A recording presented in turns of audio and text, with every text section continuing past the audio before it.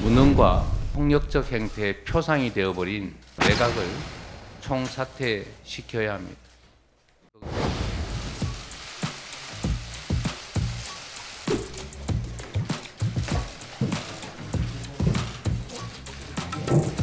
이재명 당대표의 속개 선언으로 더불어민주당 제175차 최고위원회를 소개하겠습니다. 우리 강선우 대표께서 당대표라고 발언하신 것 같아요. 네. 이재명 당대표의 속개 선언으로. 당대표는 여기. 네, 네, 알겠습니다. 최고위원회 회의를 속개하겠습니다.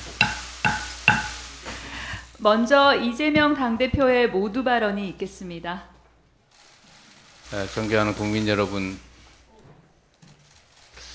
먼저 여러 가지 일로 심려를 끼쳐 드린 점에 대해서 죄송하다는 말씀을 드립니다.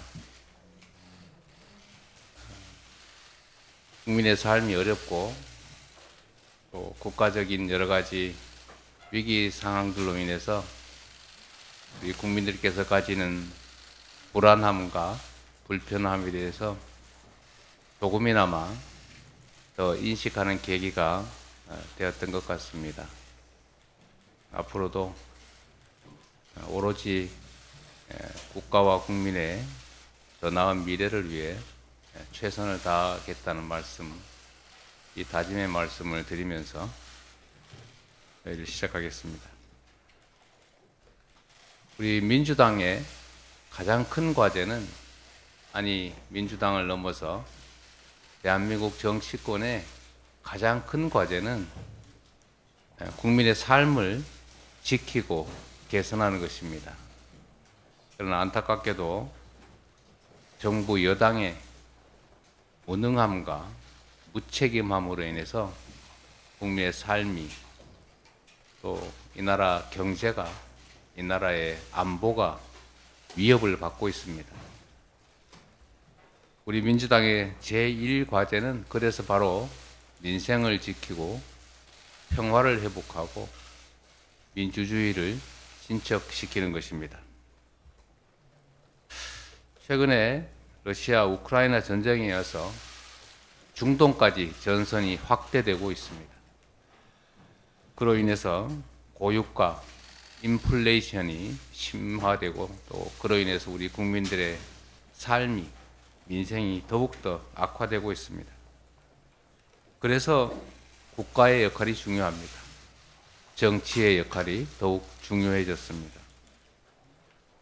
윤석열 대통령께서는 계속 말씀드렸던 것처럼 국정기조를 전면 쇄신해야 합니다. 무능과 폭력적 행태의 표상이 되어버린 내각을 총사퇴시켜야 합니다. 그것이 말로만의 반성이 아니라 우리 국민들에게 정부의 진정성을 확인시켜주는 핵심적인 모습이 될 것입니다. 경제와 민생을 반드시 되살려야 합니다.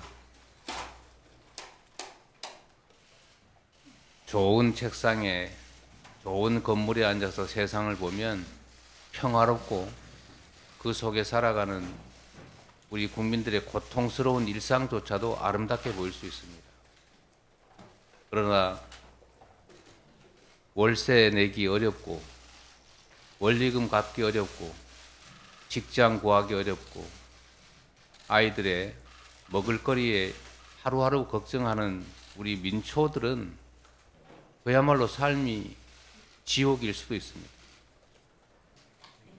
멀리서 배부르게 편안한 일상 속에서 지켜보는 국민들의 삶은 전혀 다를 수 있다는 것을 깨달아야 합니다. 경제를 살리기 위해서 시장에만 맡길 것이 아니라 그냥 언젠가는 좋아지겠지라고 막연하게 기대할 게 아니라 정부가 할 수 있는 최대의 노력을 기울여야 합니다. 재정 지출을 확대하고 기술 발전에 힘쓰고 미래의 새로운 먹거리 산업을 위한 국가의 투자를 강화해야 합니다. R&D 예산 대폭 삭감 같은 이런 전 세계가 비웃을 무지한 행동을 해서는 안 됩니다. 정부의 역할을 다시 재고하기를 기대합니다. 언제나 말씀드리는 것처럼 말이 아니라 행동해야 합니다.